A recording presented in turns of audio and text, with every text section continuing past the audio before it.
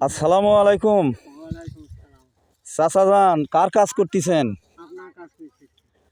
আচ্ছা, তো এটা কত করে দিন কাজ করতেছেন?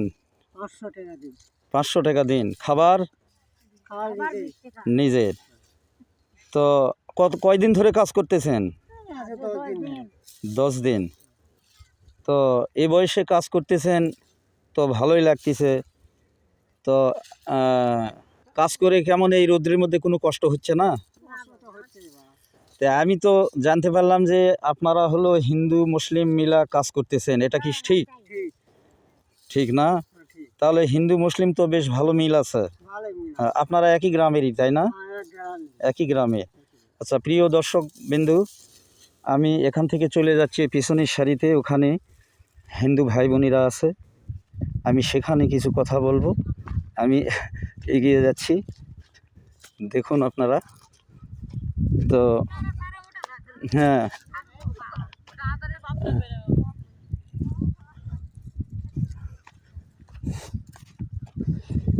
হ্যাঁ বাবা, তোমার নাম কি? নিশান। তোমরা তো হিন্দু, তাই না? আচ্ছা, কয়জন আছো তোমরা? 9 জন। আচ্ছা, তো ও দাদাকে দেখতেছি না। ও, তো দিদি, তাহলে তোমরা কার আলু তুলতেছো এখানে? মেহেদি। তো কত করে দিন? 500। তো আচ্ছা, নাস্তা। তো এই কয়দিন ধরে আলু তুলতেছেন? 6-7 দিন। তো প্রিয় ফেসবুক বন্ধু, আমরা প্রায়শ ফেসবুকের পাতায় দেখি যে ভারত এবং বাংলাদেশ হিন্দু মুসলিম দ্বন্দ্ব নিয়ে অনেক ভিডিও আমরা দেখতেছি। তো আজকে এখানে যে হিন্দু মুসলিম মিলে আলু উঠাচ্ছে আমি দেখাচ্ছি, ওই যে ওরা চলে গেছে মুসলিম ভাই কয়েকজন, আর এগুলা হলো হিন্দু সম্প্রদায় ভাই বোন। তো একটা কথা হলো কি, এই যে একটা সম্প্রীতি হিন্দু মুসলিম, আমাদের কাজী নজরুল ইসলাম একটা কবিতায় লিখেছিলেন, একই বৃন্তে দুটি কুসুম, হিন্দু মুসলমান। তো আমি সেই কবিতার চরণ দুটির এই যে পুরা যে একটা সত্যতা যাকে বলে, এই সত্যতা দেখতেছি। এখানে হিন্দু মুসলিম মিলে আলু উঠাচ্ছে, একই দিন তারা মুসলমানেরা রোজা আছে, হিন্দুরা তারা খাচ্ছে, এবং এখানে কোনো সমস্যা হচ্ছে না, একসাথে তারা এই আলুর ডাঁড়া তুলতে নিয়ে যাচ্ছে।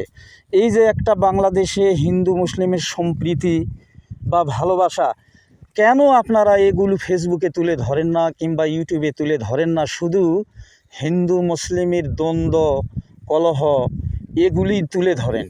এই যে সম্প্রীতি দেখতেছেন, আমি দাঁড়িয়ে আছি, এর চেয়ে ভালো সম্পর্ক কি আর হতে পারে? তো প্রিয় ফেসবুক বন্ধুগণ, আমার এই ভিডিওটি আপনারা লাইক কমেন্ট করবেন, এবং ভারতীয় অথবা বাংলাদেশি সকল মানুষের, সকল সম্প্রদায় মানুষের মাঝে এই ভিডিওটি ছড়িয়ে দিয়ে দেখাবেন যে বাংলাদেশের হিন্দু মুসলিম কিভাবে বসবাস করে, কিভাবে কাজ করে, এই জিনিসটা অবশ্যই দেখাবেন।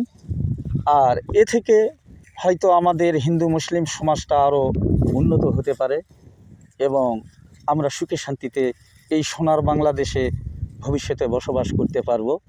সেই প্রত্যাশায় রেখে আমি উপস্থাপনায় ছিলাম এবং নেপথ্যে কণ্ঠে ছিলাম আমি জি মোস্তফা। আল্লাহ হাফেজ।